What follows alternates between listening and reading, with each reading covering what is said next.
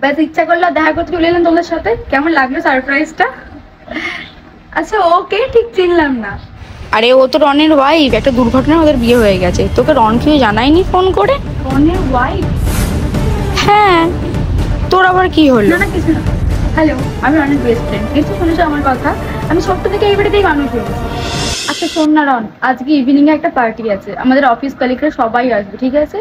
তো তুই তোর ওয়াইফকে নিয়ে আসিস।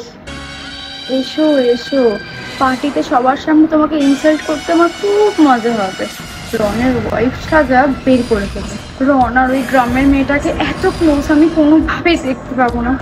এই তোরা ওকে ওরকম বলিস না, হতেই পারে ও স্পুন দিয়ে খেতে পারে না, গ্রামের মেয়ে তো। আমি প্রেগনেন্ট, রনের বেবির মা হতে চলেছি আমি। তুই এইভাবে এটাকে অস্বীকার করতে পারিস না রন। সেদিন তো তুই আর আমি একসাথে ছিলাম আর তুই ড্রিঙ্ক করেছিলিস।